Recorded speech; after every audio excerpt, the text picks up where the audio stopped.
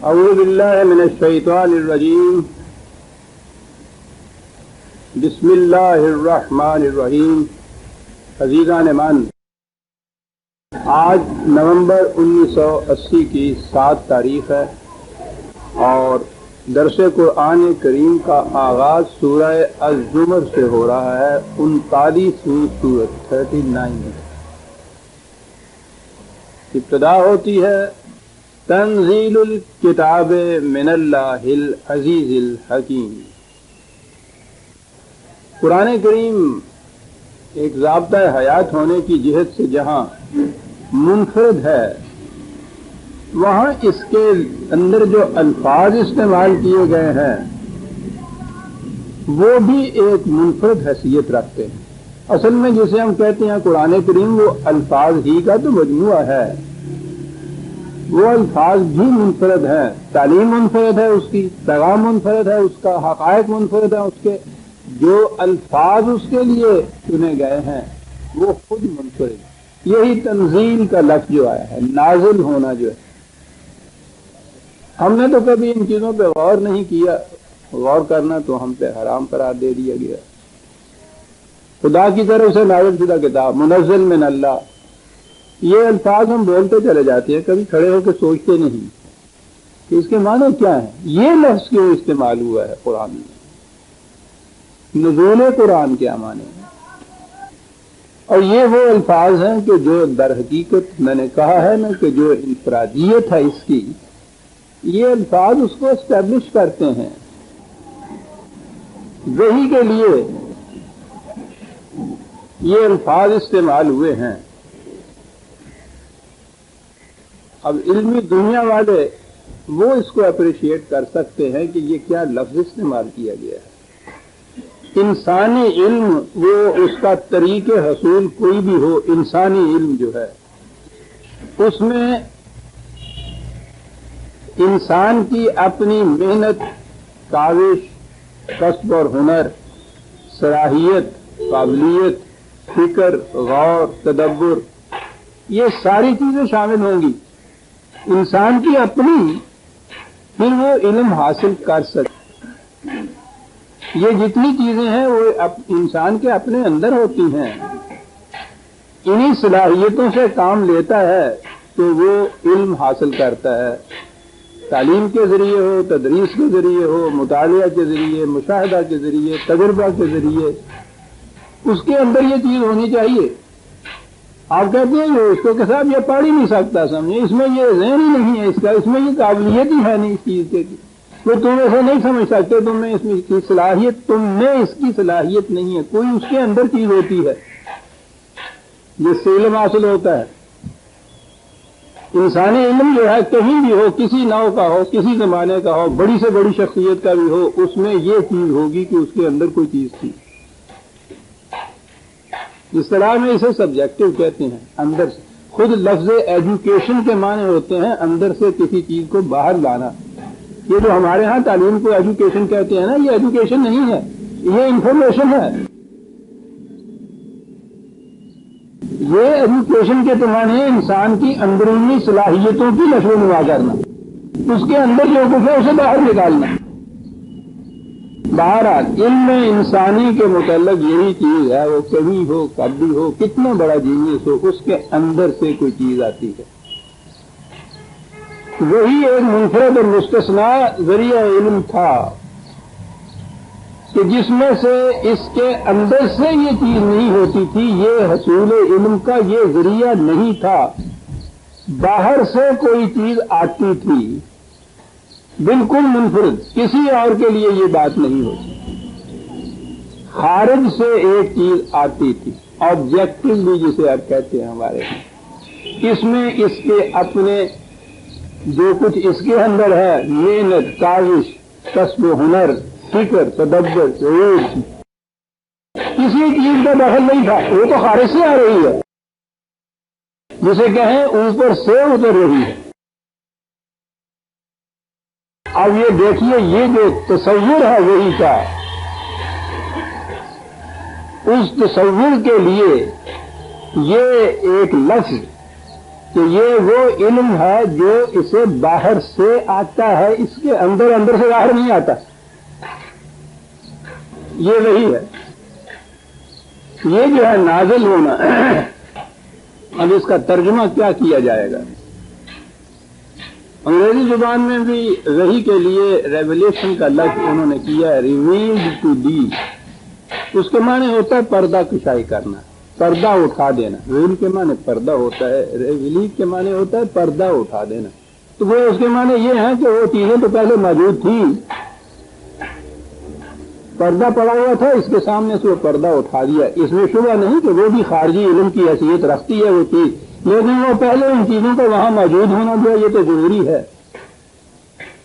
یہاں یہ تنزیل ہے، وہی مادہ ہے جس کے معنی میں نے پہلے عرض کیا کہ نازل ہونے کے معنی ہیں اوپر سے کسی چیز کا اندر آنا، اور تنزیل یہ اس لفظ تنزیل باب کے اندر عربی زبان میں یہ ہے بتدریج، رفتہ رفتہ، آہستہ آہستہ کسی چیز کا آنا۔ اور اگر وہ ڈسکلوجر جو ہے پردہ اٹھا دینا، پہلے سے ہر چیز موجود ہے، پردہ اٹھ گیا ہے، تو اس میں پھر تنزیل نہیں رہتی بات۔ یہ تو 23 سالہ زندگی نبوت کی جو تھی نبی اکرم صلی اللہ علیہ وسلم کی، اس میں یہ بتدریج یہ علم جو تھا وہ نازل ہوتا رہا، خارج سے اترتا رہا، آتا رہا قلب نبوی پر، اور تدریجاً آتا رہا۔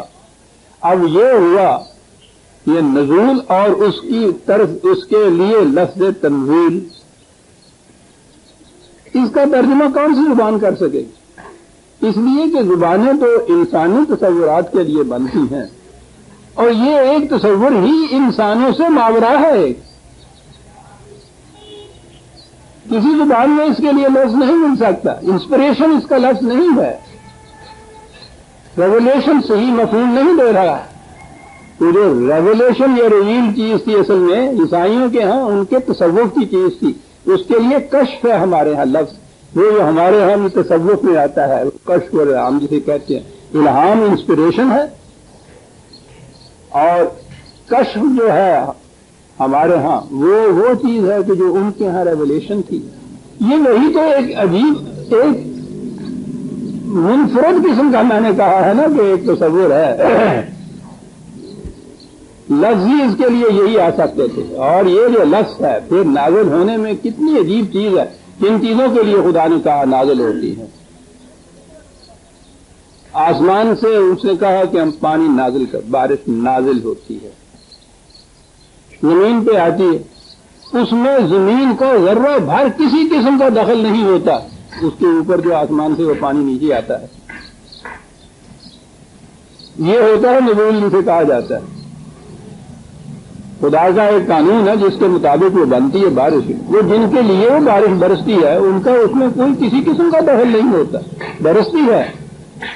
اگلی چیز پھر وہ یہ ہے کہ زمین کس قسم کی ہے جو اس سے فائدہ اٹھاتی ہے۔ بنجر ہے، اس میں صلاحیت نہیں ہے نشو و نما کی، پانی اس پہ بھی پڑے گا، نازل اس پہ بھی وہ ہوگا، لیکن اس میں کوئی رویدگی نہیں ہوگی۔ زمین اگر تیار ہے، اس میں صلاحیت موجود ہے، اس میں سے رویدگی بھی ہوگی۔ یہ اگلی چیز ہے، زمین یہاں آتی ہے، بارش جہاں تک بارش کا برسنا ہے اس میں زمین کا کوئی حصہ نہیں ہوتا۔ تو ایک لفظ نزول میں آپ دیکھیے کتنی جامعیت آ جاتی ہے قرآن کے ان الفاظ کے اندر۔ تنزیل الکتاب، خارج سے ملا ہوا علم کتاب۔ اور پھر بعض ترجمہ میں انگریزی والوں نے ٹھیک ہے سینٹ ڈاؤن اس کا ترجمہ کیا ہے، لفظی ترجمہ تو ہو سکتا ہے یہ، لیکن وہ الکتاب جو ہے اگر اس کے لیے یہ آگے آئے اور وہ ترجمہ یہی ہوگا یہ ہے سینٹ ڈاؤن دی بک، تو وہ بک تو نہیں اوپر سے نیچے آئی۔ یہ تو قرآن میں ہے، ان کا یہ مطالبہ بھی تھا کہ ایسے کیا پتہ چلے کہ ہمیں یہ وہی خدا کی طرف سے تمہیں ملتی ہے، ہونا کو یہ چاہیے کہ آسمان سے ایک لکھی لکھائی ہوئی کتاب جو ہے وہ اتر رہی ہو، ہم اپنی آنکھوں سے دیکھیں اس کو، تو پھر ہم تسلیم کریں کہ ہاں واقعی کوئی چیز تمہیں آسمان سے وہی ملتی ہے۔ اور اس کا جواب انہی کے الفاظ میں دیا، کہنے لگے یہ کہتے ہیں ہم دیکھ لیں، یہ اگر اس کو چھو بھی لے اور ان کے ہاتھ میں بھی کتاب آ جائے پھر بھی ایمان نہ لائیں. یہ نہیں بتایا کہ کٹ کھجتی ہے. یہ مطلب یہ ہے کہ وہ سینڈ ڈاؤن دی بک جو ہے اس سے بھی یہ تصور یہ نہیں آتا. وہ کتاب کا اوپر سے کسی طرح سے نیچے اترنا ہے. وہی کی ماہیت اور کنو اور حقیقت ہی مختلف تھی. ہم سمجھ ہی نہیں سکتے اسے وہی کیسے ملتی تھی. لیکن یہ الفاظ جو ہیں یہ بتاتے ہیں کہ اس میں صاحب وحی کی اپنی فکر و کاوش کا کوئی دخل نہیں تھا. ما ینطق عن الہویٰ، وہ اپنی خواہش آرزو فکر تدبر سے کچھ نہیں کہتا. اور پھر لفظ رسول جو ہے خود وہ ساری بات واضح کر دیتا ہے. وہ ہے آگے چلتے سورت کے اندر انہ لقول رسول کریم. بہت سے لوگوں کو اس میں سے دھوکہ لگتا ہے کہ یہ ہمارے رسول کا قول ہے. تو وہ کہتے ہیں کہ صاحب یہ تو پھر رسول کا قول ہو گیا، وہ خدا کا تو نہ ہوا. انہوں نے غور نہیں کیا کہ لفظ کا استعمال کیا. یہ قول محمد عربی نہیں کہا. اس میں رسول کیا ہوتا ہے؟ دوسرے کا پیغام پہنچانے والا. وہ شخص جو دوسرے کا پیغام آپ تک پہنچاتا ہے. اور جو قرآن ہے اگلی آیت میں کہا ہے رسول ہمارا یہ امین ہے. امین پیغامبر جو ہے وہ دوسرے کا جو پیغام ہے لفظاً تمہارے تک پہنچائے گا. اس میں اپنی طرف سے لفظ کبھی اضافہ نہیں کرے گا. لیکن وہ پیغام تو ملے گا اسی کی زبان سے آپ کو. وہ آگے کہے گا یہی کہ صاحب انہوں نے مجھے بھیجا ہے اور انہوں نے کہا یہ ہے کہ آپ کل 4 بجے ہمارے ہاں تشریف لائیے گا. اس کی زبان سے یہ پیغام نکل رہا ہے. لیکن جو ہی آپ نے کہا کہ یہ پیغامبر ہے، یہ پیغام ہے، اسے پوچھے گا وہ تم کہتے ہو اپنی طرف سے کہنے لگے جی نہیں صاحب یہ انہوں نے فرمایا، میں تو انہیں کے الفاظ دہرا رہا ہوں. یہ الفاظ کا دہرانا جو ہے یوں قول رسول کہا ہے. اس کی حیثیت آگے پیغامبر کی ہوتی ہے. ملتا ہے تو اس طرح کے اپنی صحیح و کاوش و فکر و تدبر کا کوئی دخل نہیں، آبجیکٹولی ملتا ہے. پہنچاتا ہے تو پیغامبر کی حیثیت سے پہنچاتا ہے. پیغامبر امین ہے. صاحب عزیزان ماننا یہ قرآن پہ ڈھونڈتے چلے جائیے.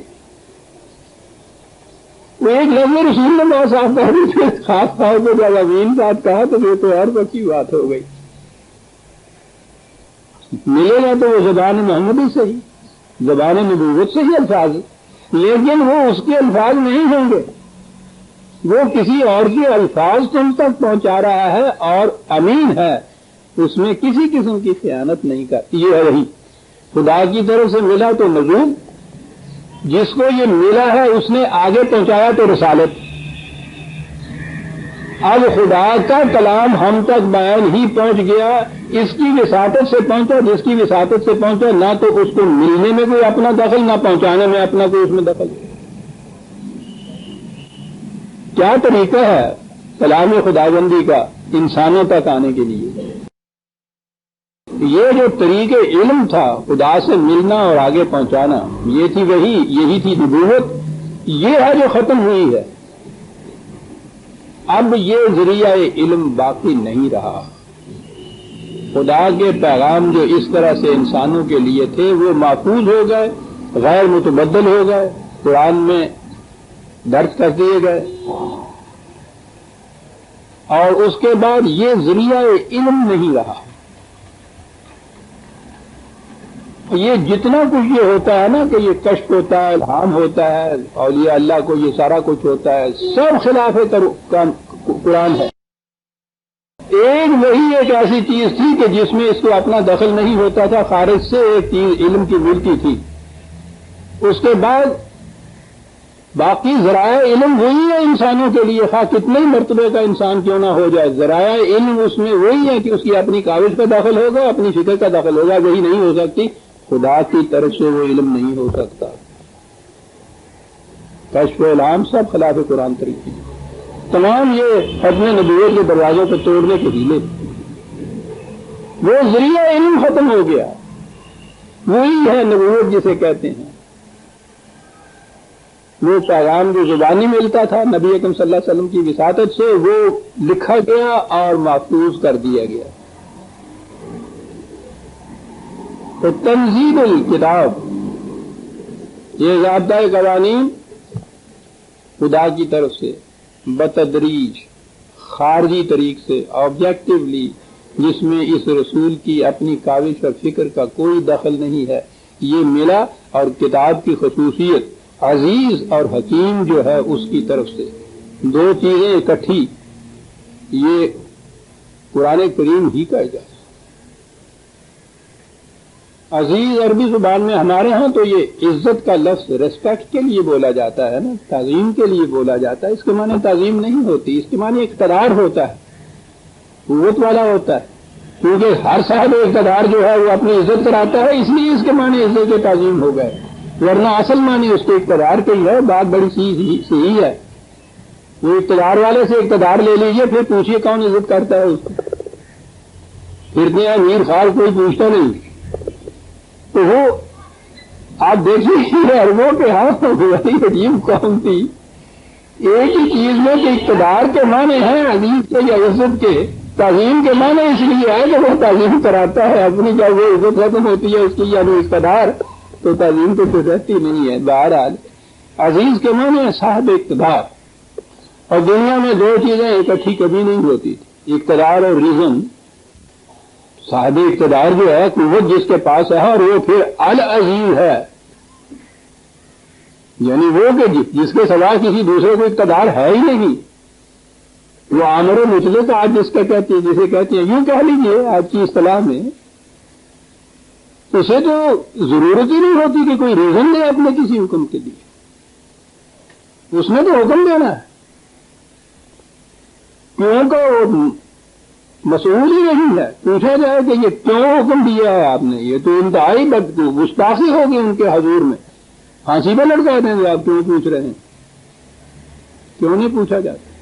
لیکن وہ العزیز ایسا ہے کہ الحکیم ہے، ساتھ اس کے اپنی ہر بات کے لیے ریزن دیتا ہے، آرگومنٹ دیتا ہے، حکمت، اور جب بھی اقتدار اور ریزن اکٹھا ہو جائے وہ ہے نظام جو انسانیت کے لیے ہے۔ انسان اور حیوان میں فرق ہی یہ ہے کہ حیوان حکم کے تابع ہوتا ہے، آواز کے تابع ہوتا ہے، ڈنڈے کے تابع ہوتا ہے، ریزن نہیں وہ مانگتا۔ انسان ریزن مانگتا ہے، کیوں پوچھتا ہے، اس سے اس کا اطمینان ہوتا ہے، پھر اس کے بعد جو تعمیل وہ کرتا ہے تو وہ اس کے حکم کی تعمیل نہیں ہوتی، اپنے فیصلے کی تعمیل ہوتی ہے، جو یہ خود اس فیصلے پہ اس ریزن کی وجہ سے پہنچا ہے۔ دیکھا آپ نے کتنا فرق پڑ گیا، تو وہ العزیز ہے۔ تو آپ دیکھیے کہ تنزیل ہے الکتاب کی ہے، اس اللہ کی طرف سے ہے جو العزیز ہے الحکیم۔ تو یہ آپ دیکھتے ہیں کہ قرآن کے الفاظ جو ہیں یہ الفاظ ہی تو قرآن ہیں، یہی تو وہی ہیں، یہ منفرد ہیں، اس کا انداز منفرد ہے، الفاظ منفرد ہیں۔ انا انزلنا الیک الکتاب بالحق، تجھے الکتاب نازل ہوئی العزیز کی طرف سے، وہ تو ہونا ہی تھا، ضابطۂ قانون وہی دے گا جو صاحب اقتدار ہوگا، لیکن اس میں ساتھ ہی اس کے ریوائی اور فٹ جو ہے اس کا ریزن، اس کا آرگومنٹ، اس کی علت، اس کی غایت، اس کا مقصد، یہ سب کا سب ساتھ بتایا ہوا ہے۔ یہ بالحق، یہ ایک چیز ہوتی ہے جو محض ذہنی ہوتی ہے، فینٹیسی جسے آپ کہتے ہیں، تصوراتی ہوتی ہے، محض نظریاتی ہوتی ہے، عملی دنیا سے ٹھوس حقیقتوں سے اس کا تعلق نہیں ہوتا۔ عربوں کے ہاں حق کہتے ہی اس بات کو تھے جو ٹھوس ہو کر اپنا ثبوت بہم پہنچا دے آپ کے سامنے، محسوس شکل میں سامنے آ جائے، جسے ہم کہتے ہیں نا کہ یہ حقیقت ہے۔ تو اب تو ہمارے ذہنوں میں وہ ایبسٹریکٹ چیز ہی آتی ہے نا، ذہنی طور پہ ہم نے تسلیم کر لیا کہ ہاں واقعی یہ حقیقت ہے جسے ہم ٹروتھ کہتے ہیں، لیکن وہ اس کو حق نہیں کہتے تھے، وہ حق اس وقت کہتے تھے جب کوئی نظریہ، کوئی تھیوری وہ عملاً محسوس شکل میں جب سامنے آتی تھی تو اس کو الحق حق کہا جاتا تھا۔ یہ جو چیز ہے کہ یہ کتاب پھر دیکھیے کتنی کتاب کی خصوصیات بیان ہوتی چلی جا رہی ہیں. ذریعہ علم تنزیل ہے، وہ الکتاب ہے، محض ضابطۂ حیات جسے آپ کہیں گے. پھر وہ خدا کی طرف، اللہ کی طرف سے جو الالہ ہے، اقتدار مطلق جس کو حاصل ہے، وہ اقتدار عزت اور حکمت دونوں کے امتزاج کا نام ہے. 4 لفظ ہیں آیت میں، غور کیجیے کہاں دیے جاتا ہے قرآن. پھر وہ کتاب نازل ہوئی ہے تو اس شکل میں نازل ہوئی ہے کہ وہ اپنے ہر دعوے کو محسوس شکل میں دکھا دے گی کر کے. یہ ہے الحق. الحق پہ ہی اگر میں آؤں تو آپ دیکھیں کہ اس میں بھی کتنے درسوں کی ضرورت ہوگی. بڑی اہم چیزیں ہیں قرآن کی. حق وہ ہوتا ہے جو محسوس شکل میں سامنے ہو، لیکن وہ اٹل ہو، اپنے مقام کے اوپر کھڑا ہو، غیر متبدل ہو. اب غیر متبدل چیز جو ہے اپنے مقام کے اوپر جم کے کھڑی ہوئی، اس میں تو جمود ہوگا. یہ سامنے کا ستون میرے جو ہے یہ ایک چیز ہے، اپنے مقام پہ وہ کھڑی ہے، لیکن یہ تو جامد ہے. عرب اس قسم کے اٹل کو حق نہیں کہتے تھے. سیدھی سادی سی قوم تھی، لمبے چوڑے فلسفے میں تو جاتی نہیں. وہ زندگی کے جو روزمرہ کے مشاہدات تھے، محسوسات تھے، انہیں سے وہ اس قسم کے نظریے تو اب ہم قائم کرتے ہیں نا، وہ تو ان محسوسات کے لیے الفاظ استعمال کرتے تھے. وہ کہتے تھے ایک ایسی چیز کہ جو اپنے مقام کے اوپر اٹل بھی رہے، محکم بھی رہے، اور اب ضروریات زمانہ اور تقاضا کے ساتھ ساتھ ہلتی جلتی بدلتی بھی رہے، جامد نہ ہو، متحرک بھی ہو، اپنے مقام پہ اٹل بھی ہو. تو 2 صفتیں جو ہیں آپ دیکھتے ہیں متضاد صفتیں ہیں. اگر وہ متحرک ہے، ہلتی جلتی ہے، تو ہو سکتا ہے نا کہ وہ گر پڑے، ادھر ادھر ہو جائے. اگر وہ اپنے مقام پہ کھڑی ہے تو وہ جامد ہو جائے. کہتے تھے یہ نہیں حق. وہ کہتے تھے یہ جو دروازہ ہے نا، اس کو وہ الحق کہتے تھے کہ وہ اپنے مقام کے اوپر ہمیشہ کھڑا ہوتا ہے، اور ضرورت کے مطابق جب جی چاہے وہ بند ہو جاتا ہے، جب جی چاہے وہ کھل جاتا ہے. اسے کہتے تھے حق. اب کتاب کے متعلق کیا نا بالحق، اس کے اقدار، اس کے اصول، اس کی حدود اپنے مقام کے اوپر اٹل ہیں. لا تبدیل لکلمات اللہ، انہیں کوئی وہاں سے تبدیل نہیں کر سکتا. اور اس کے ساتھ ساتھ ان حدود کے اندر رہتے ہوئے اپنے زمانے کے تقاضوں کے مطابق اب قوانین بناتے چلے جائیے، باعلاج بناتے چلے جائیے، تشریعات کرتے چلے جائیے. دروازے کو ضرورت کے مطابق بند کر لیجیے، ضرورت کے مطابق کھول دیجیے، آدھا کھولیے، پورا کھولیے. بند ہوتا ہے، کھلتا چلا جاتا ہے، اپنے مقام پہ اٹل بھی ہے. جس میں یہ 2 قسم کی متضاد صفتیں بجا وقت موجود ہیں، دروازے سے وہ لوگ اس کو تجویز دے کے اس کے لیے وہ بولتے تھے وہ. اور یہ ہے الحق جو قرآن کا ہے، تغیر پذیر نہیں. تو وہ دروازے کی وہ جسے ہم ٹول کہا کرتے تھے، یا قبضہ جو ہے، یہ ڈھیلا کا بھی ہو جائے تو مصیبت ہو جاتی ہے اس کی، تغیر پذیر ہو گیا نا. اور اگر وہ جامد ہو جائے، قبضہ جو ہے وہ زنگ لگ جائے اس کو، وہ کھلے ہی نہیں، بند ہی نہ ہو، دروازہ ہی نہیں رہتا، وہ تو دیوار ہو جاتا ہے. جب دروازوں کے قبضے جو ہے زنگ آلود ہو جائے نا، کہ وہ کھلے ہی نہیں، بند بھی نہیں، اپنے مقام کے اوپر جامد ہو، تو وہ نظم ہوتا ہے. 1000 سال پہلے کا بنا ہوا دروازہ انٹیکویٹیز میں لے لیجیے ان کو، آثار قدیمہ میں نہ کھلتا ہے نہ بند ہوتا ہے. جائیے سبحان اللہ صاحب کیا بات ہے، کیسا دروازہ بنا دیا کسی وقت کسی نے. بس وہ تو دروازہ تو ہوتا ہی نہیں، وہ تو دیوار ہوتا ہے. اور اگر اس کی صورت یہ ہو کہ وہ ہو ہی نہ پھر، تو پھر تو وہ کھلا ہوا شگاف رہ گیا، دروازہ بھی نہ رہا. یہ سیکولرزم ہے. الحق تو اپنے مقام پر محکم بھی ہے، ثبات ہے اس کے اندر، اور وہ زمانے کے تقاضے کے مطابق کھلتا بھی ہے، بند بھی ہوتا ہے، تغیر بھی ہے اس کے اندر. یہ پرماننس اینڈ چینج کا جو امتزاج ہے نا، یہ ہے جسے دین کہا جاتا ہے. یہ ہے کتاب کا بالحق نازل ہونا. ایک ایک لفظ دے کے چاہیے. کہاں مقصد اس کا کیا ہے، کیا کیا جائے اس کتاب، جی کہے کے لیے ہے، کتاب ہے. چلیے بس بات اتنی ہے. فاعبد اللہ، معقومیت اختیار کرو تو اس کی اختیار کرو. اب یہاں یہ بتا دیجئے کہ اللہ کی معقومیت کا ذریعہ کیا ہے. اس کی کتاب، ذکر تو کتاب کا چلا آ رہا ہے پیچھے سے. اس کی محکومیت اختیار کرو، اسی کے قوانین ہیں جن کی ہدایت کرو. یہ ہے اس سے مقصد کتاب سے. کس انداز سے ہدایت کرو؟ مخلصا لہ الدین، ہدایت کو اس کے لیے خالص کرتے ہوئے. کتاب اللہ یا خدا کے قوانین و احکام کے اندر اگر آپ انسانوں کے بنائے ہوئے قوانین بھی ساتھ شامل کر لیں گے اور ان کو الوہیت کا درجہ دے دیں گے، یعنی ابدیت اور غیر متبدل ان کو تصور کر لیں گے، تو وہ خدا کی اطاعت مخلصاً نہیں ہوگی، شرک ہو جائے گا اس کے اندر. اگر وہ آپ اس میں خدا کو لاتے ہی نہیں ہیں، پورے کا پورا انسانوں کو اقتدار دیتے ہیں اس کا قانون سازی کا، تو وہ سیکولرزم ہو جائے گا، وہ کفر جس کو کہیں گے آپ. اگر آپ یہ کچھ کریں گے کہ کچھ اس کا بھی لے لیں گے اور کچھ انسانوں کا بنایا ہوا بھی، اور انسانوں کے بنائے ہوئے ان قوانین کو الوہیت کا درجہ دیں گے، یعنی ابدیت کا درجہ، غیر متبدل ہونے کا درجہ.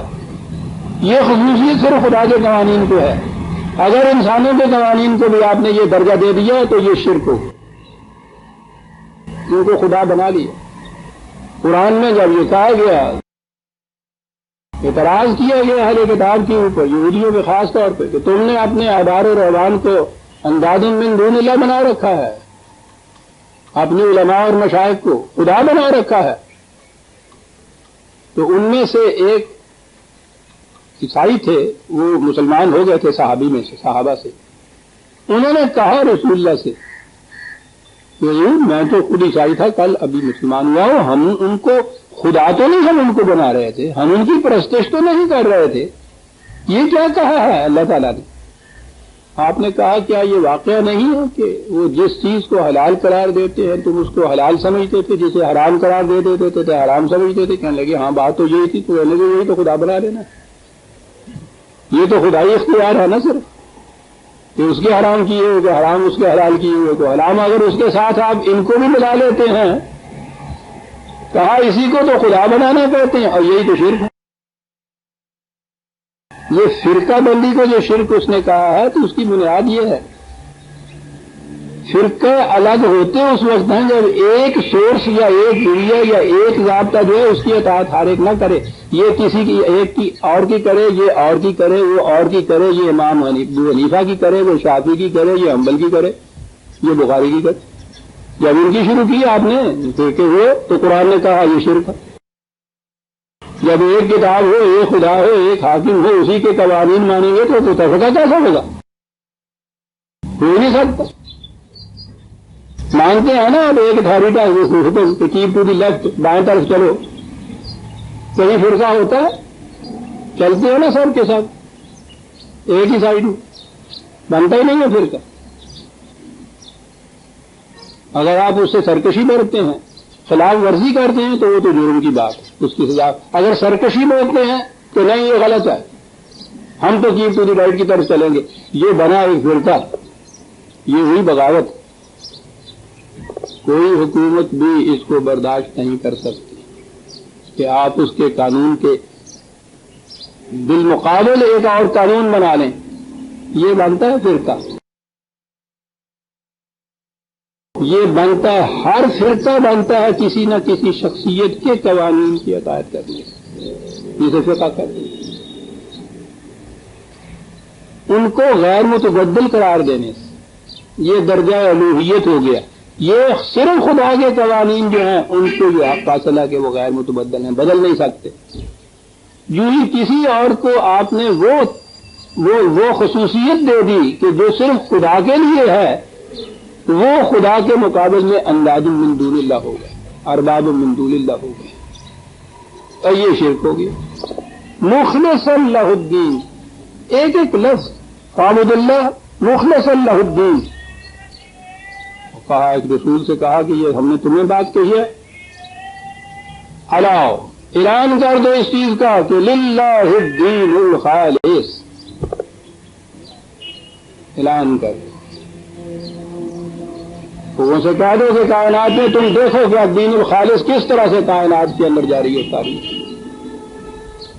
کائنات کی کوئی شاید کسی اور کے قانون کے تابع نہیں چلتی. انسانی دنیا میں تم اعلان کر دو کہ دین خالص، اطاعت خالص، باقومیت خالص. اس کو یہ خالص کس طرح سے قرآن نے وہ زور دیا؟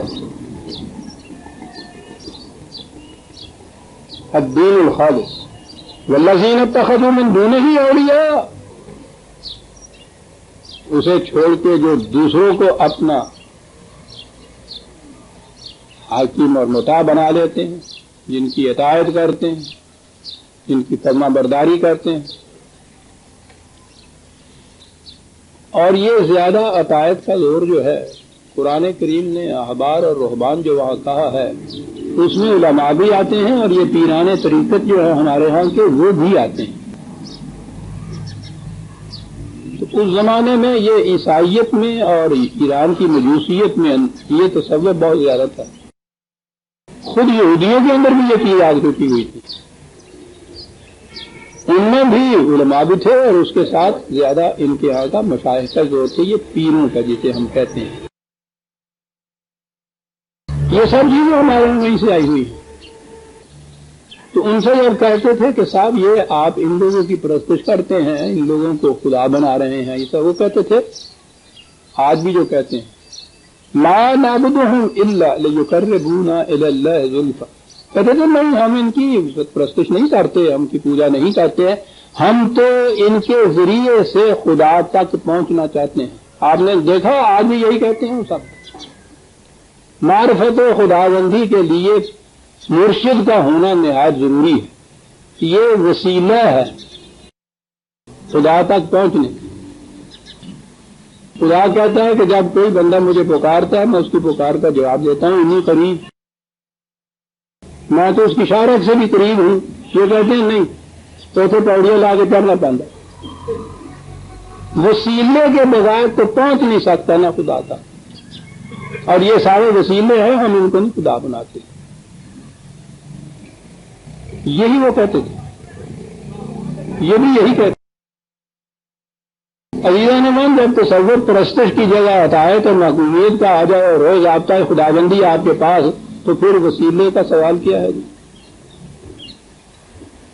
یہ جو کہا ہے مخلصاً الدین اطاعت خالص کر کے کتاب کا ذکر کرتے ہوئے کہہ رہا ہے کہ کتاب سے ہی خالص اطاعت ہو سکے گی، انسان سے تو نہیں ہو کسی کی ہو سکے گی. کسی انسان کی بھی اطاعت آپ کریں گے تو وہ خالص خداوندی اطاعت نہیں ہوگی، نام کچھ بھی کیوں نہ رکھ لے اس کا. اور خدا کی اطاعت جو ہے یہ ذہنی چیز نہیں ہے. الکتاب کے متعلق چلی ہے یہ گفتگو. الکتاب کتاب خداوندی کی اطاعت وہ ہوتی ہے خدا کی. حکومت پاکستان کی اطاعت کیا ہے؟ وزیرات پاکستان کی اطاعت، قوانین پاکستان کی اطاعت. اور حکومت کیا ہے؟ حکومت کی طرف سے یہ حکم آیا، حکومت میں یہ کہا، یہ سب کچھ آپ تلاش کر کے دیکھ لیجئے. صوبائی حکومت لاہور میں دیکھ لیجئے، سینٹرل ہے وہاں جا کے دیکھ لیجئے، وہ کہیں بیٹھی ہوئی مائی بڈھی نظر ہی نہیں آئے گی تو ہم کہتے جنہیں حکومت کہتے ہیں. اور اس کی طرف سے حکم آتا رہتا ہے، اس کی طرف سے قانون آتے رہتے ہیں، اس کی طرف سے سزائیں ملتی ہیں. کس کی طرف سے یہ ملتی ہے؟ اس کا وجود ہی کوئی نہیں ہے. یہ کیا چیز ہوتی ہے؟ اس کے لیے قانون کی کتاب ہوتی ہے. حکومت کی طرف سے نافذ کردہ کتاب ہوتی ہے ایک قانون کی، ایک قانون ہوتا ہے خود، اس کی اطاعت کہا جاتا ہے اس حکومت کی اطاعت. خدا کی اطاعت جو ہے وہ اس کی کتاب کی اطاعت ہے. حکومتیں چلتی اس طرح سے. کتاب یہ ضابطۂ قوانین وہ نہ دے تو وہ تو ملوکیت کا استبداد ہوتا ہے. تو یہ الکتاب کی جو اطاعت ہے خدا کی، وہ ہے خدا کی اطاعت. تو جب الکتاب آپ کے پاس موجود ہے، اس کی اطاعت خدا کی اطاعت ہے، تو پھر اس تک پہنچنے کا وسیلہ کیا؟ پہنچنے کا. یہ ساری ٹائم آپ دیکھیے کہ کس قدر انسان کو فریب میں ڈالے اس تک پہنچنے کا. تو کہتا ہے میں تمہاری شہرت سے بھی قریب ہوں. تو کہنے کہ ایسے بیٹھا ہوا ایسے لبن چلے آ گئے تیرا کی ہے ایویں کیا جائیں معاذ اللہ. یہ نہیں، وہ کہتا ہے میں اتنا قریب ہو ماں کو اینا نہ تم کہیں بھی ہو ہم تمہارے ساتھ ہیں. یہ وسیلوں کی تلاش کرتے ہیں کہ حضرت صاحب کے پاس جاتے، اس لیے یہ پہلے تو خود ہی مقربین بارگاہ خداوندی ہیں، اور پھر ہم ان کے وسیلے سے ہم بھی خدا کے بارگاہ کے قریب بن جائیں گے۔ تو کہتا ہے کہ ان سے جب پوچھیے تو یہ کہتے ہیں کہ نہیں، ہم ان کی پرستش نہیں کرتے، ہم تو وسیلہ ڈھونڈ رہے ہیں ان خدا تک پہنچنے کے، ان کو ہم وسیلہ بنا رہے ہیں۔ یاد رکھیے وسیلے کا لفظ بھی جو ہے یہ ہمارے ہاں تو وسیلہ ہے نا، جس کو آپ کہتے ہیں وہ تو چٹان کا کوئی وسیلہ، اور جتنے بھی باطل کے نظام ہیں اس میں وسیلے کی ضرورت ہوتی۔ وسیلے کے بغیر تو آپ گورنمنٹ کا پیسہ گورنمنٹ کے خزانے میں داخل نہیں کر سکتے جب تک وہ بیچ میں بیٹھا ہوا جو ہے اس گناہ نے، یعنی لینا تو ایک طرف رہا ان سے، ان کو جو دینا ہوتا ہے اس کے لیے بھی راستے میں وسیلہ ہوتا ہے، وہ اپنا ٹول ٹیکس الگ مانگتا ہے۔ اور یہ جتنے آپ خدا تک پہنچنے کے وسیلے باقی ہیں وہ کوئی کم ٹول ٹیکس تو نہیں لیتے آپ سے۔ یہ سارے تصور غلط ہیں۔ جیسا نے مان جب کتاب خدا بندی کی ہدایت آئے گی نا، یہ سارے تصورات بیچ میں سے چھٹ جائیں گے۔ وسیلے کے معنی ہوتا ہے درجہ، مرتبہ، عزت، وہ جو قرآن میں ہے نا وَابْتَغُوا إِلَيْهِ الْوَسِيلَةَ، تو معنی کیے جاتے ہیں صاحب خدا نے کہا ہے کہ خدا تک پہنچنے کے لیے وسیلہ تلاش کرو، یعنی وسیلے کے معنی پنجابی ہے اردو کے، اور آج قرآن کی ہو ہی رہا ہے ہمارے ساتھ۔ تم وقار چاہتے ہو، عزت چاہتے ہو، مرتبہ چاہتے ہو، درجہ چاہتے ہو، یہ ہے ٹھیک ہے، لِكُلٍّ دَرَجَاتٌ مِّمَّا عَمِلُوا، یہ چاہتے ہو، ہر ایک کا درجہ اس کے اعمال کے مطابق ہمارے یہاں مرتب ہو جاتا ہے، بات ختم کر۔ یہ معنی ہے اس وسیلے کے۔ ان سے پوچھو تو یہ کہتے ہیں یہ خدا تک پہنچنے کے لیے ہم تو ان کے پاس جاتے ہیں، ان کے تھرو جائیں گے ہم وہاں جہاں بھی جائیں گے۔ وہی ملوکیت کا تصور، بادشاہت کا تصور، شہنشاہ حقیقی جسے آپ کہتے ہیں، شہنشاہی کا تصور ہے خدا کے ہاں۔ جیسے یہاں کے حاکم تک آپ کی کوئی درخواست براہ راست نہیں پہنچ سکتی، سیڑھیاں ہوتی ہیں راستے میں لگی ہوئی، خدا تک پہنچنے کے لیے بھی اس قسم کی سیڑھیوں کی ان کو ضرورت ہوتی ہے، وسیلے۔ وہ کہتا ہے کہ یہ جن کو یہ وسیلہ کہتے ہیں نا، اگر وہ نیک نیت ہے، یہ 17/57 ہے یہ اولئک الذین یدعون یبتغون الی ربہم الوسیلۃ ایہم اقرب، تو کہتا ہے یہ ان کو جاتے ہیں کہ ہم وسیلہ ڈھونڈ رہے ہیں خدا تک پہنچنے کا۔ جو بڑے سے بڑا مقرب بھی ان کے خیال میں ہے نا، ان سے بھی پوچھو تو وہ کہیں گے کہ صاحب ہم تو خود خدا تک پہنچنے کے لیے کوشش کر رہے ہیں۔ کیا ہے وہ؟ وَيَرْجُونَ رَحْمَتَهُ وَيَخَافُونَ عَذَابَهُ، وہ خواہش مند اور متلاشی ہوتے ہیں خدا کی رحمت، وہ ڈرتے رہتے ہیں اس کے عذاب سے۔ ان کی تو اپنی کیفیت یہ ہے، تو وہ خدا تک پہنچانے کا تمہارے لیے وسیلہ کسا بنے؟ یہ سارے تصورات ہے جب ہم نے خدا کو ایک شہنشاہ، بادشاہ، آمر مطلق کی حیثیت سے سمجھا، پھر اس کے وہ دربار بھی لگا، وزراء بھی ہوئے، درباری بھی ہوئے، مصاحب بھی ہوئے جو تباہ کرتے ہیں۔ سب سے بڑی تباہی مصاحبوں کے ہاتھوں سے آتی ہے۔ پھر اس کے ہاں یہاں سے وہاں تک حاجب اور دربان اور عرضیاں پہنچانے والے، تمام نقشہ جتنا بھی ایک آمر مطلق بادشاہ کا ہوتا ہے وہ خدا کا ہم نے تصور قائم کیا۔ پھر اس تصور کے مطابق سارے لوازمات ساتھ آئے۔ یہ ہے ہمارے ذہن میں خدا کا تصور، الکتاب کی روح سے محکومیت اختیار کرنے والا۔ وہ خدا کا تصور ہے نہیں ہمارے ہاں، قانون کا تصور ہی ہمارے ذہن میں سے نکل گیا ہوا ہے۔ جیسا میں نے پچھلی دفعہ بھی عرض کیا تھا کہ ہم اتنے خوگر ہو گئے تھے ملوکیت کے اس 1000 سال کے اندر، اور ملوکیت میں تو قانون نہیں ہوتا، حکم ہوتا ہے۔ ہم احکام خداوندی کو تو سمجھتے ہیں، قوانین خداوندی ہماری سمجھ میں نہیں آتا۔ جو ہی کسی حکم کے متعلق کہا لا مبدل لکلمات اللہ، قانون بن گیا۔ اور ہوتا کیا ہے؟ حکم کے متعلق یقین نہیں ہوتا کہ اب یہ حکم دیا ہے، اس کے بعد پتہ نہیں ہوا یہ کیا اور کیا حکم دے دے، روز ہوتا ہے نا ملازم کو جو آپ سے روز نظام کا حکم دیتے ہیں، لیکن جب کوئی ایک حکم جو ہے وہ غیر متبدل ہو جائے اسے قانون کہتے ہیں۔ لیکن قانون کے اتباع میں وہ پھر وہ خدا نہیں رہتا جو ہمارے ذہنوں میں وہ ہے، چوتھے کی پرواہ ہے راگ چوتھے بے پرواہی، تو بے پرواہی والا خدا پھر نہیں رہتا، ہر لے عملہ والا نو چھڑ دے جناب، یہ ہے نا خدا تو۔ لیکن جب وہ خدا قانون بنا دے، ضابطۂ قانون لازم کر دے، اسے غیر متبدل کہہ دے، کہے میں بھی اس میں تبدیلی نہیں کروں گا، سوچیے جو، یعنی اور وہ ہو الحی قیوم، یہ بھی نہیں ہے کہ اچھا صاحب یہ تو نہیں کریں گے، ان کے بعد جو ان کا سکسیسر ہوگا وہ اس کو پلٹ کے رکھ دے گا، کیسا ہی قانون ہو اگر اس میں تغیر سے بدل ہو سکتا امکان ہے، وہ نہ کرے، اس کا سکسیسر کرے۔ آج دنیا کے اندر آپ دیکھیے ساری دنیا جو تھی وہ گوشت بر ریڈیو بیٹھی ہوئی تھی امریکہ کے صدر کے انتخاب کا فیصلہ سننے کے لیے، ارے حنیفیہ اس سے غرض کیوں نہیں؟ ساری دنیا کے اندر لرزش اور لغزش آ رہی تھی یہ دیکھنے کے لیے کہ ان دونوں میں سے کون اس کے بعد وہ صدر ہوتا ہے، وہاں کا صدر سکسیسر، اس کا پتہ نہیں کیا کیا چینجز ہو جائیں، کیا کیا تغیرات ہو جائیں، کیا کیا پالیسی میں تبدیلیاں ہو جائیں۔ اس کے بعد سنیے رات کو آپ ڈی وی سی میں کہ رد عمل آ رہا ہے مختلف حکومتوں کی طرف سے صدر کے بدلنے کا، اس لیے کہ وہ جو پہلے کے بنائے ہوئے قوانین ضوابط تھے، وہ بنائے ہوئے جو اس کے قواعد و ضوابط اور پالیسیاں تھیں وہ قابل تغیر کے بدل تھی، یہ آگے پتہ نہیں کیا کر دیں۔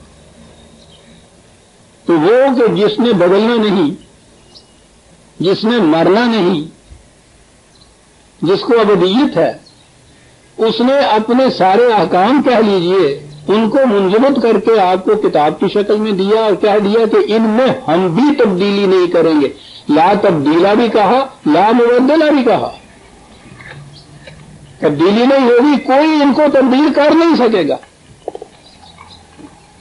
اس لیے کہ ختم نبوت کے بعد تو جو ایک ذریعہ تھا تبدیلی کا کہ کوئی اور نبی آ جائے خدا ہی کے دوسرے احکام لے آئے، وہ بھی اس نے ختم کر دیا۔ اپنے آپ میں اتنی بڑی پابندی تو کوئی بھی نہیں لگائے گا دنیا میں عزیزان من کہ وہ سلسلہ ختم کر دیا قانون کی تبدیلی کا۔ کیا بات ہے، یہ ہے تصور جو اس نے دیا حکومت کا۔ اس قدر امن ہو جائے دنیا کو اگر انہیں معلوم ہو جائے کہ یہ ہیں وہ قواعد اور قوانین اور اصول اور اقدار جو مستقل ہیں، ان میں کوئی تبدیلی کبھی نہیں ہوگی، کتنا اطمینان ہے آپ۔ اور اگر یہ صورت ہو کہ پتہ نہیں جو موجودہ ہے یہی مزاج شاہ ہے، کہ اس وقت آپ نے پہلے حکم کو بدل دے، یہ نہ بدلے اس کا سکسیسر آگے بدل دے، حکومت کا تختہ الٹ جائے۔ یہ ہے حکومت خداوندی اور انسانی حکومتوں میں فرق۔ یہ انسانیت مار کھا کھا کے، ٹھوکریں کھا کھا کے آئے گی اس طرح۔ سکون اور اطمینان انسان کو نصیب ہی اس وقت ہوگا جب اسے پتا ہو کہ یہ ہے قانون اور یہ بدلا نہیں جائے گا۔ تو یہ کہا جنہیں کہتے ہیں کہ ہم تو خدا کی طرف قرب و خداوندی حاصل کرنے کے لیے ان کو وسیلہ بناتے ہیں، اس نے کہا ہمارے لیے وسیلہ جو اتنا قریب ہے تم میں سے، اجیب دعوت الداعی اذا دعان، جب بھی کوئی پکارنے والا مجھے پکارتا ہے براہ راست پکار اس کی سنتا ہوں۔ کہتے ہیں نہیں، عرضی ان کے تھرو ہی جاتی، حضرت صاحب میرے لیے دعا کرنا ہے۔ تیرا خدا کہاں چلا گیا جو تیری نہیں سنتا؟ وہ اپنے مقرر بندوں کی زیادہ سنتا ہے، وہی جو یہاں کا حاکم ہوتا ہے۔ عرضی بعد میں مرتب ہوتی ہے، سفارشی پہلے ڈھونڈا جاتا ہے کہ صاحب وہ ذکر کو پہنچنے والا بھی ڈھونڈ لیا ہے بھائی۔ یہ وہی تصور خدا کے متعلق ہمارا آیا ہوا ہے۔ ہماری درخواست جسے کہتے ہیں کہ یہ دعاؤں میں تو کراؤ نہ جا کے، ہماری دعا براہ راست نہیں، وہ بندے کی دعا سن، وہ کہتا ہے اجیب دعوت الداعی اذا دعان۔ کہا یہ ساری چیزیں ان کے ذہنوں میں انسانوں نے خود ساختہ تصورات جو بنا لیے ہیں. ان اللہ یحکم بینہم فی ما ہم فیہ یختلفون. کہا ان چیزوں کا فیصلہ ہو جائے گا. براہ راست قرآن کی طرف آ جاؤ گے تو ایک دن میں فیصلہ ہو جائے گا. نہ آؤ گے تو عقل کا جو تجرباتی طریقہ ہے ٹرائل اینڈ ایرر کا اس کی روح سے ٹھوکریں کھاتے ہوئے جاؤ گے. وقت تو لگ جائے گا. ایک دن وہاں آ جاؤ گے جہاں قرآن کہتا ہے ہدایت اور محکومیت کسی انسان کی نہیں، غیر متبدل قوانین کی ہے. ایک دفعہ چھان پھٹک کے دیکھ بھال کے پرکھ کے دیکھ لو کہ یہ ہیں، اور اس کے بعد انہیں کر لو تسلیم، اور اس کے بعد پھر راوی چین لکھتا ہے اطمینان کی نیند سو جاؤ. ان کی اطاعت کرتے رہو، کوئی کسی قسم کی کوئی گرفت نہیں، خلاف ورزی تم ہی نہیں. انا اول المسلمین کہتا ہے وہ سب سے ابھی آتی ہے آیت. جو سربراہ مملکتی نہیں نبی اکرم صلی اللہ علیہ وسلم مقام نبوت پہ بھی ہیں، وہ بھی یہ کہتے ہیں کہ اگر میں بھی ان کی خلاف ورزی کروں گا تو میں بھی سزا سے نہیں بچ سکتا. یہ ہے قانون. وہ کیا ہے جس چیز کا فیصلہ ہوگا. ان اللہ لا یہدی من ہوا کاذب کفار. اس کو نہیں ملتی ہدایت، جھوٹ بولتا ہے، خدا کی بات نہیں ہے، خدا کی بات کہتا ہے. ایک تو یہ بات. کفار، یہ یہاں کفار ہے، کفار نہیں. کفرہ کے معنی ہوتا ہے حقیقت کے اوپر پردہ ڈالنے والا. معلوم ہے کہ خدا کے قوانین کیا ہیں، ان پہ پردے ڈالے ہوئے. محفوظ کتاب جو ہے خدا کی، کیا کریں گے اس کو؟ اس میں تبدیلی نہیں کر سکتے. ایک دفعہ بنایا انہوں نے عقیدہ ناسوں کو منسوخ کا. 500 آیتیں اس میں کہہ دی کہ ہم نے منسوخ ہیں اس میں سے، یعنی خدا نے نہیں کہا ہے، انہوں نے فیصلہ کیا. وہ بات بھی چھٹ چھٹا گئی، اب کچھ نہیں رہی. کتاب موجود ہے، آپ نے دیکھا اس کو کیسے چھپایا ہوا ہے. ناظرہ پڑھتے رہو، معنی کی طرف نہ جاؤ. آؤ بھی معنی کی طرف تو جو ترجمے یا تفسیریں دی ہوئی ہیں صرف ان تک رہو. مقصد اس کا ثواب حاصل کرنا. اطاعت و محکومیت انسانوں کے بنائے ہوئے قوانین، 1000 برس پہلے کے بنائے ہوئے قوانین کی یا آج کے انسانوں کے قوانین کی. دیکھا کتاب کے اوپر یہ جھوٹ نہیں بولتے، یہ نہیں کہتے کہ ہم اس کتاب کو مانتے نہیں، خدا کی نہیں ہے. کیا ہے؟ پردہ ڈالا ہوا ہے اس کے اوپر. یہ ہے ان اللہ لا یہدی. انہیں ہدایت نہیں مل سکتی، یہ صحیح راستے پہ آ نہیں سکتے. یہ تمہارا کہنا کہ خدا تک پہنچانے کے لیے یہ راستے میں ہم نے مقربین بارگاہ خداوندی بنا لی ہے. اور سب سے زیادہ کہا یہ عیسائیوں نے بنا رکھا ہے. حضرت عیسیٰ علیہ السلام کو کہیں کہتے ہیں کہ وہ ٹرینٹی، تثلیث میں سے 3 میں سے ایک یہ خدا ہے، کہیں عین خدا ہی اس کو، کہیں اس کو ابن اللہ کہتے ہیں. کہا ان سے بھی پوچھو کہ وہ خدا کا بیٹا کیوں مانتے ہو؟ کہتے ہیں اسی لیے مانتے ہیں کہ انسان اپنے بیٹے کی بات بہت جلدی مانتا ہے، ضروری مانتا ہے، اور چہیتا بیٹا، اکلوتا بیٹا. تو جنہیں ماں بھی بتا رہی وہ نہیں ہگی، مر گئی ہوئی ہگی ہے. تو اس لیے وہ انہوں نے جو عقیدہ کفارہ کا بنایا ہے نا، وہ ابن اللہ کی بنا پہ بنایا ہے.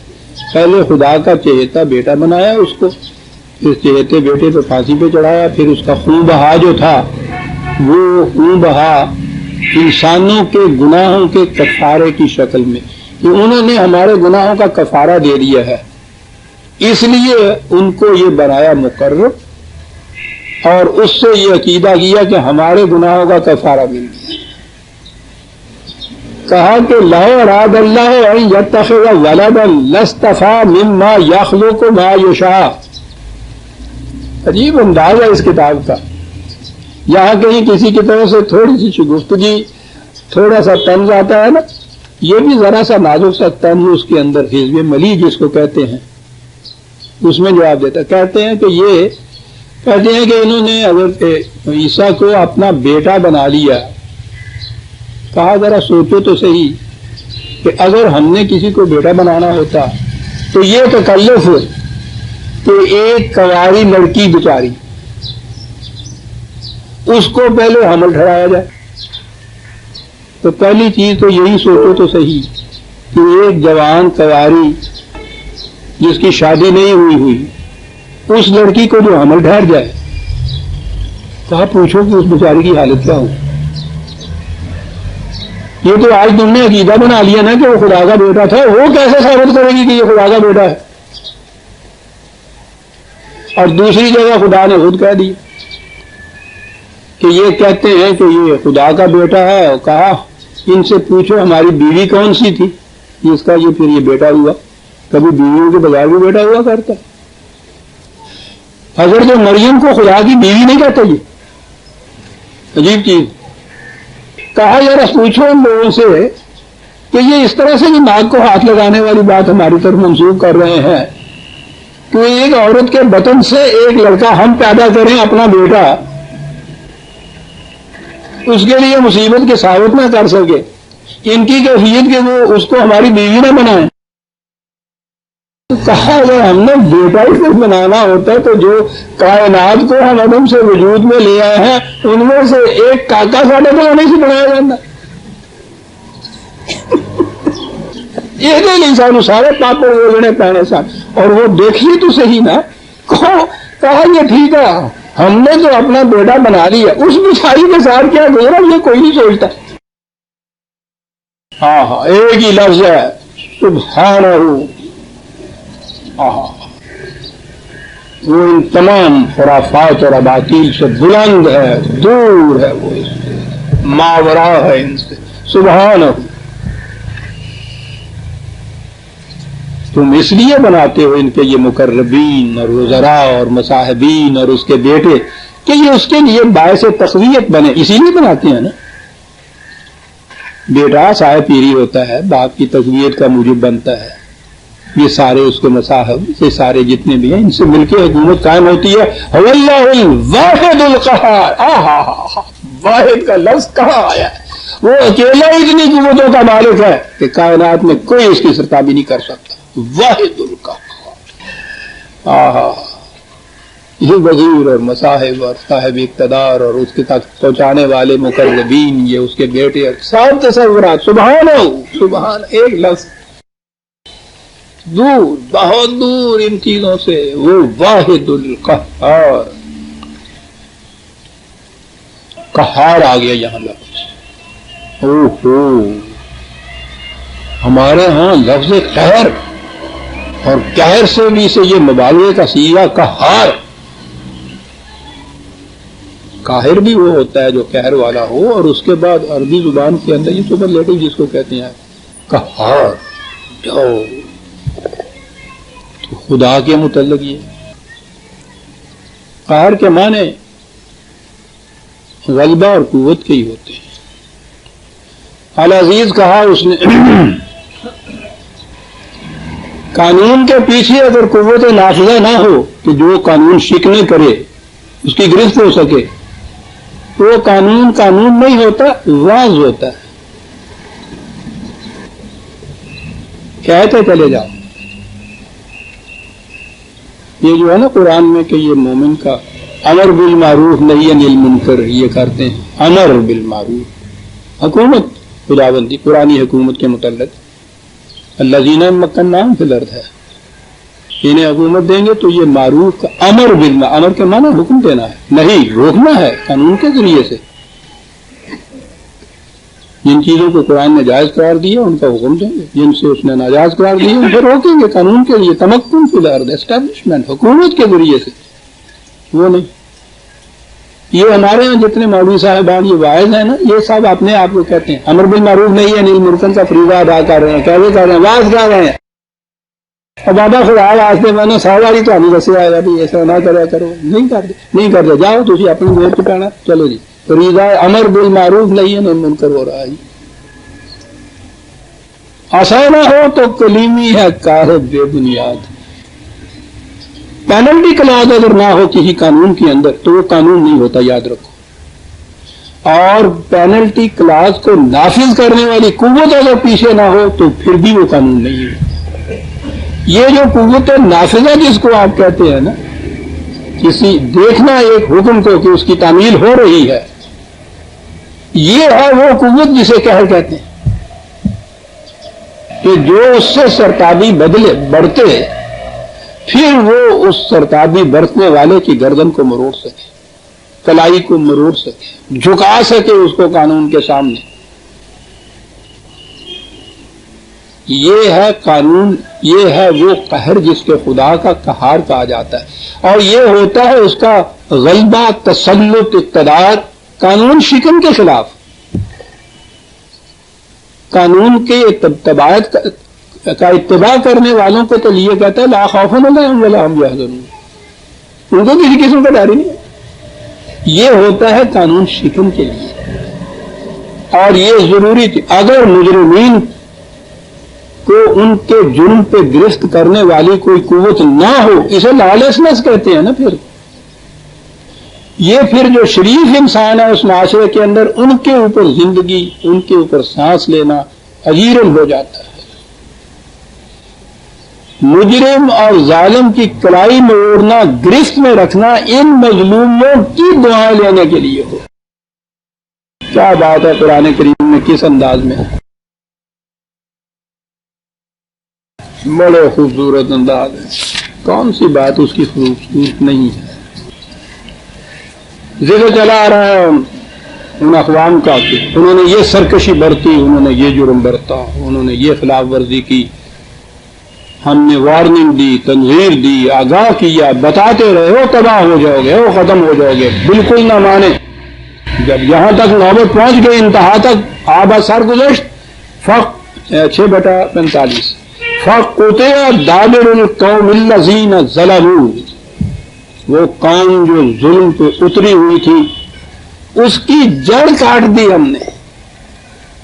جڑ کاٹ دی ایک قوم کی. اندازہ لگائیے کتنا. جڑ کاٹ دی ہم نے. پوری آیت میں بکتا ہوں. جڑ کاٹ دی. آگے ہے وَالْحَمْدُلِلَّهِ رَبِّ الْعَالَمِينَ. الحمدللہ. آہا کیا مقام حمدیت ہے. ظالم کی جڑ کٹ جائے تو مظلوم کے زبان سے بے ساختہ نکلتا الحمدللہ. واہ واہ.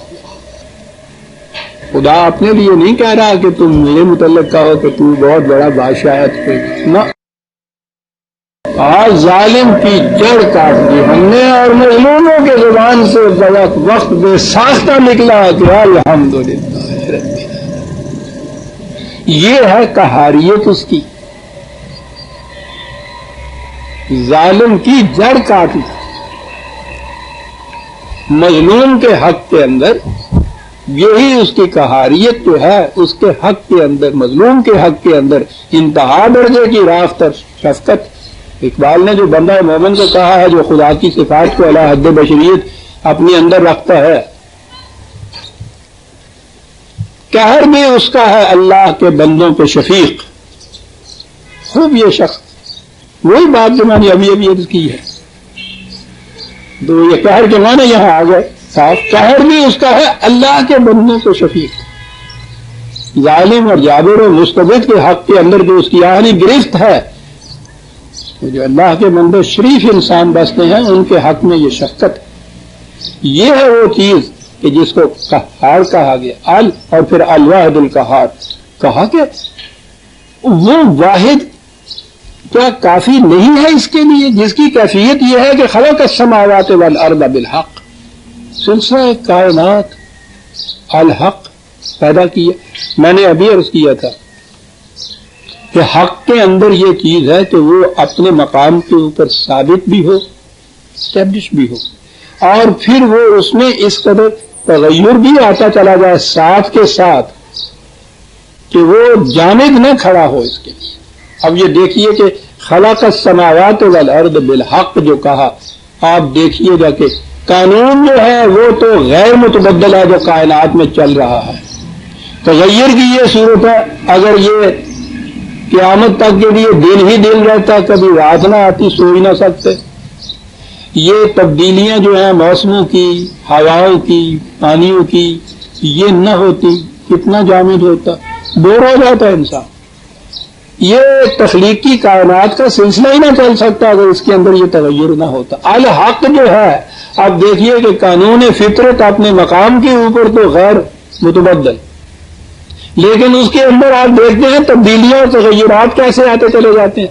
دن اور رات کا اختلاف آپ دیکھیے. قرآن نے بار بار اس کی طرف توجہ دلائی ہے کہ دیکھیے یہ قانون کتنا محکم ہے.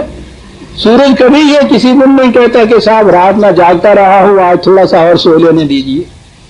سورج کسی ایک دن بھی ایسا کہہ دے 1 منٹ کے لیے پیس نہ سو جائے. یہ سارا سلسلہ کائنات یہ تغیر جو ہے یہ نہایت ضروری ہے. خلق السماوات والارض بالحق. الحق میں یعنی میں نے کہا تھا نا اپنے مقام کے اوپر محکم اور اس میں تغیر واقع ہونے والی چیز.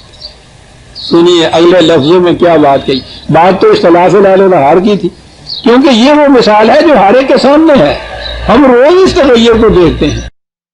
لفظ ہیں یکور اللیل علی النہار و یکور النہار علی اللیل وسخر الشمس والقمر. یکور اللیل.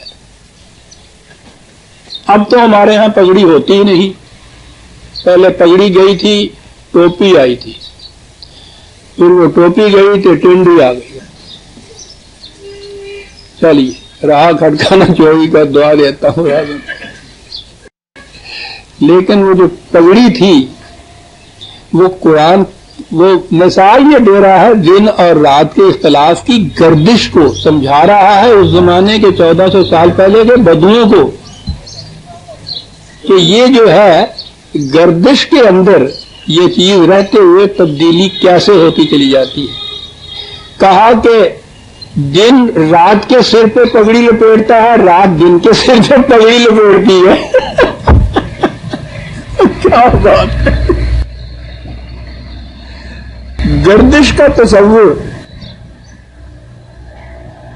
اور اس میں ایک چیز ایسی کہ اپنے مقام پہ بھی وہ کھڑا ہے سر پگڑی کا لپیٹ بھی ان کے گرد آ رہا ہے. کہاں دیکھتے نہیں ہو ہمارا الحق کائنات کے سلسلے کے قوانین اٹل. تغیرات کی یہ کیفیت جیسے دن رات کے سر پہ پگڑی لپیٹتا ہو رات دن کے سر پہ پگڑی لپیٹتی ہو. سخر الشمس والقمر. حتیٰ کہ یہ ہوتا کیسے ہے کہتا یہی چاند اور سورج کو ہم نے اس طرح سے قانون کی زنجیروں میں جکڑ رکھا ہے کہ وہ پگڑیاں لپیٹتے رہتے ہیں. اور کل یجری لاجل مسمى. اب یہاں آ گیا قرآن. اتنی سی بات تو ہر سائنٹسٹ بھی کہے گا جو پہلے کہی ہے. ہر ایک ان میں سے یجری چلا جا رہا. کیا یہ قدامت پہ ہمیشہ کے لیے یہ ہوگا؟ اس قسم کی ابدیت وہ تو خدا ہی کے لیے ہے. لاجل مسمى نہیں ایک مدت کے لیے جو قانون کی روح سے مقرر کر دی گئی ہے. یہ سلسلہ کائنات ابدی نہیں رہ سکتا. اختتام پذیر ہوگا. قانون کے تابع چلے گا. قانون کے تابع ہی اس میں اضمحلال واقع ہوگا. ابھی سے یہ سائنٹسٹ نے کہنا شروع کر دیا ہے کہ سورج کے اندر سے یہ حرارت جس مقدار سے خارج ہو رہی ہے وہ نظر آتا ہے کہ ایک دن اس کے اندر سے حرارت ختم ہو جائے گی. اور جو ہی اس کی حرارت وہ ختم ہی نہیں. وہ کہتے ہیں کہ اس درجے سے کم اگر ہوئی تو ٹکرا جائیں گے سارے ٹکڑے. لاجل مسمى. الا هو العزیز الغفار. یہاں غفار کہا ہے. کہا یہ سارا کچھ تم سوچتے نہیں ہو کہ یہ سورج اس ہمارے کرۂ ارض سے 13 لاکھ بنا ہے کم از کم. اور یہ بتا رہے ہیں علم الافلاک والے کہ یہ کائنات کے صحرا میں ایک ذرے کے برابر ہے. نظام شمسی پورا سورج بنائے اپنے پلانٹس کے. کہا اتنا عظیم جسہ کائنات کا یہ نظام یہ چلانے والا جو ہے عزیز تو وہ ہے لیکن کاہے کے لیے ہے یہ غلبہ اس کا تسلط اس کا؟ غفار تاکہ تمہیں حفاظت مل جائے. بالکل یعنی ذرا سی قانون شکنی اوپر سے ہو تو سورج تو پوچھو نہیں کتنی زمینوں کو لے ڈوبے. یہ چھوٹا سا تارا جو ٹوٹتا ہے وہ جسے آپ میٹیور کہتے ہیں دمدار تارا ٹوٹنے والا تارا یہ ان کروں میں سے وہ چھوٹے چھوٹے کچھ ذرے ٹوٹ جاتے ہیں کسی وقت وہ فضا میں آتے ہیں. غفاریت خدا کی یہ دیکھیے سقف محفوظ کہا ہے ہمارے اس ایٹماسفیئر کو اس نے. کیا بات ہے قرآن کی عزیزان من, کیا کیا کچھ نہیں کیا گیا. وہ فرانس کے ڈاکٹر بقایا سے پوچھیے, وقت میں آ جاتا ہے جب ان چیزوں پہ آتا ہے. یہ جو ایٹماسفیئر ہے یہ وہ جو اوپر سے وہ ٹوٹتے ہیں یوں نظر آتی ہے وہ چھوٹی سی دھار سی, وہ کروڑوں من کے ہوتے ہیں.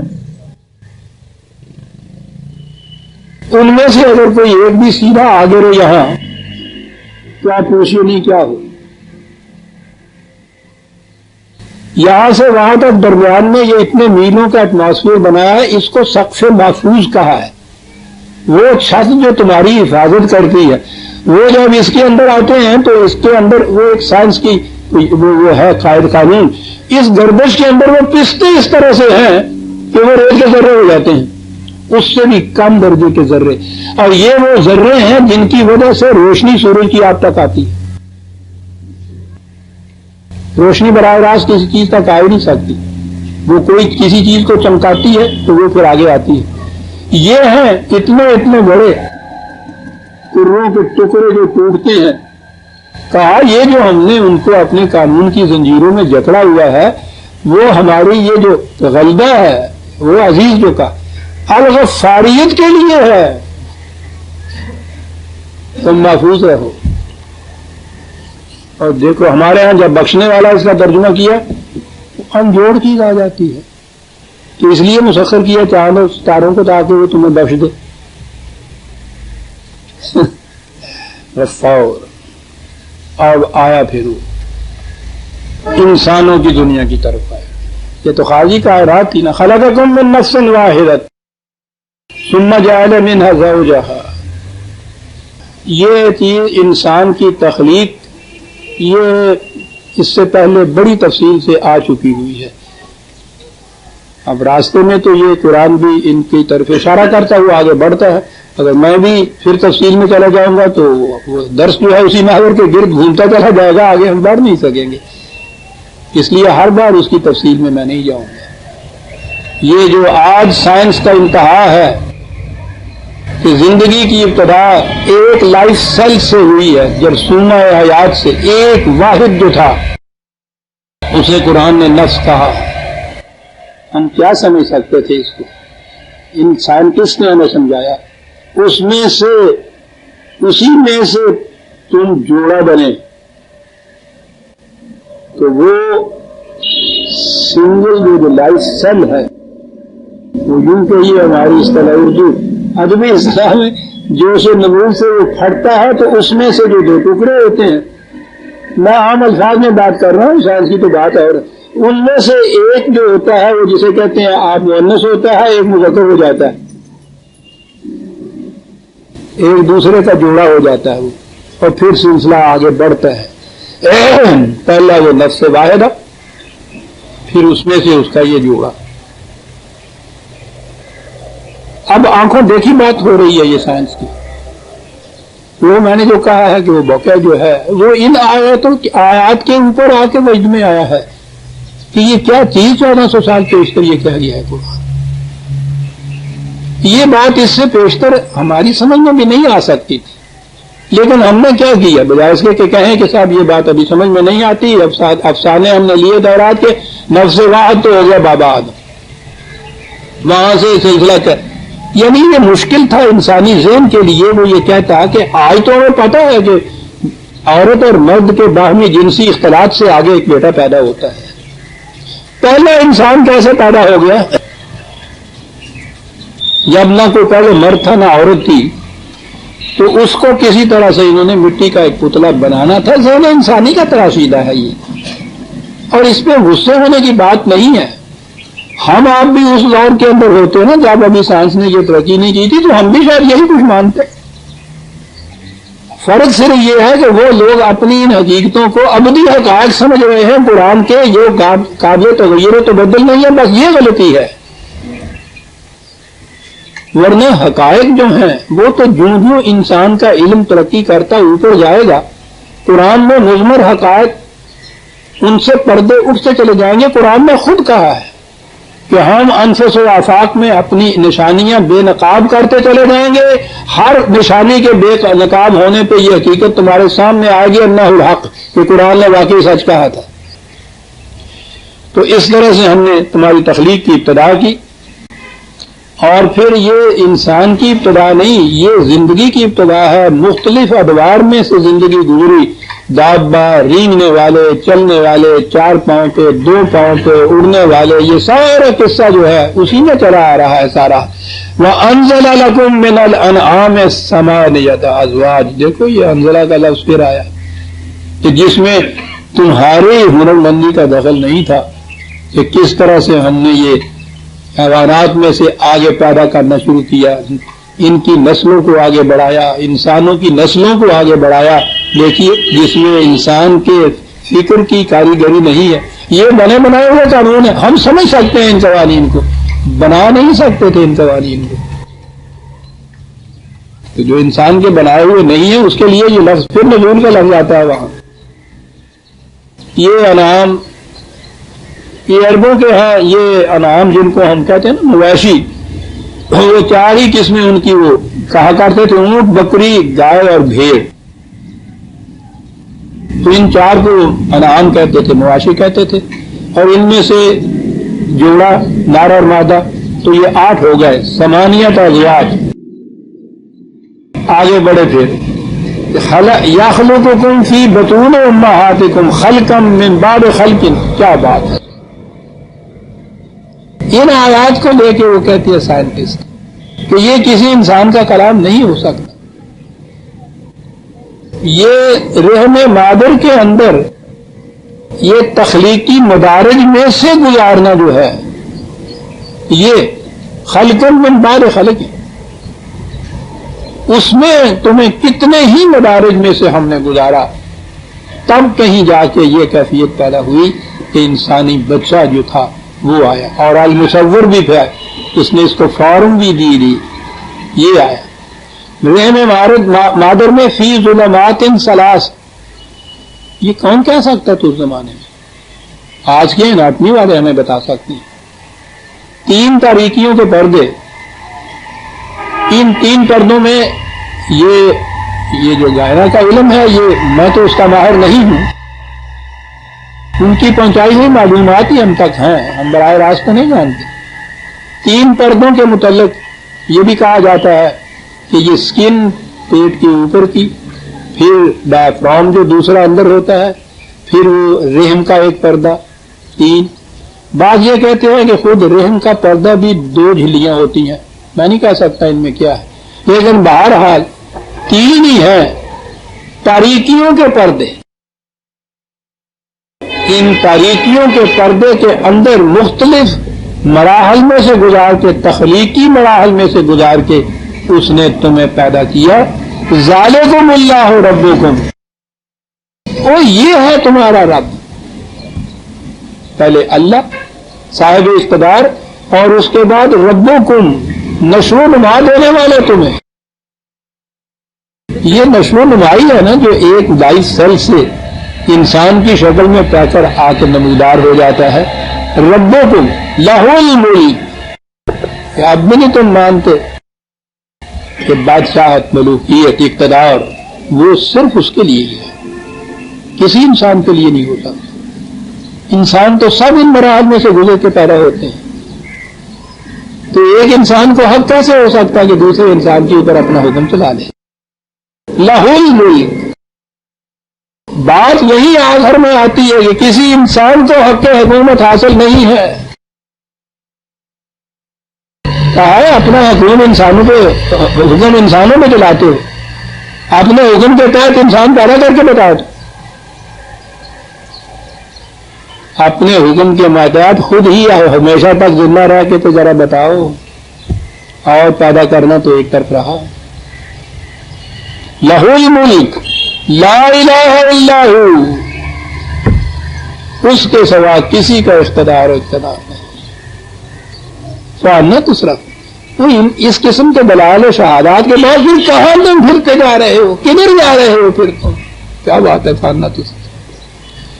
یہ جو کچھ ہم کہہ رہے ہیں اس لیے نہیں ہے کہ ہم نے ووٹس لینے ہیں اور اس کے بعد ہم نے پھر حاکم بننا ہے اور پھر اقتدار کی باغ ہمارے ہاتھ میں آنی ہے. اس لیے ہم بار بار یہ سب کی یہ پراپیگنڈا یا پبلسٹی مہم ہے ہم نے جو شروع کر رکھی ہے الیکشن کے لیے. ان تکفروا فإن اللہ غنی عنکم. اگر اس کے باوجود تم اس بات کو نہیں مانتے کہ انسان کو انسان پہ حق حکومت حاصل نہیں ہے تو جاؤ بھگتو اس کی سزا. ہم تمہارے محتاج نہیں کہ ہم اپنے لیے یہ سب کچھ کہہ رہے ہیں. اور پھر اگلی آیت کے اندر تو دوسری بات بھی اٹھا دی جو ہم کہتے ہیں کہ خوشنودی باری تعالیٰ کے لیے ہم یہ کچھ کر رہے ہیں اس کو خوش کرنے کے لیے. وہ کہتے ہیں ہم غنی ہیں ہم تمہارے محتاج ہی نہیں ہیں. کسی کی خوشنودی کے لیے کرنا وہ تو سب سے بڑی احتیاط اس کی ہوتی ہے اس کو خوش کرتے اور یہیں سے تو ساری موت واقع ہوتی ہے.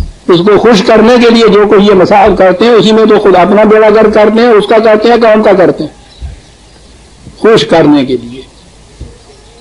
وہی بادشاہت کی بات کہ اسے خوش کر لو تو بس اس کے بعد راوی ایڈ لکھتے ہیں. اگر وہ ناراض ہو گیا تو وہی بادشاہت کا وہ کہتے ہیں غنی ولا یردا لعبادہ الکفر. یہ ہے یردا رضامندی جسے آپ کہتے ہیں پسند نہیں کرتے. وہ کہتا ہے اپنے لیے ہم نے یہ بات نہیں ہے کہ تم کفر کرو گے تو ہم پسند نہیں کرتے ہمیں یہ نہیں پسند ہم ایمان پسند کرتے ہم کفر اپنے لیے پسند. تو پھر تو یہ ہو گیا نا کہ ہم یہ کریں گے تو پھر خدا سے خوش ہو جا. کہتا ہے عزیزوں نے میں نے ایک لفظ پہ کھڑے ہو لا یردا لعبادہ الکفر. وہ غلط روش جو ہے تباکم تمہارے لیے ہم پسند نہیں کرتے کہ وہ رفع سچی نہیں ہے تمہارے لیے ہم تو غنی العالمین ہیں. اور تواڈے پہ بھی کہنا پیا میں یہ ایک چیز ہے لا یردا لعبادہ الکفر وان تشکروا یرضہ لکم. پھر وہ لکم قرآن کو یوں سمجھا کرے عزیزان نے کسی اس کے چھوٹے سے چھوٹے لفظ سے بھی یوں نہ آگے گزر جائیے گا. یہ لکم لعباد نے بات ساری صاف کر دی جو ہم کہتے تھے کہ خدا کی رضامندی کے لیے خدا کی خوشنودی کے لیے اس کے لیے ہم یہ سب کچھ کرتے ہیں. کہتے ہیں ہم تو غنیۃ العالمین ہمیں ضرورت نہیں.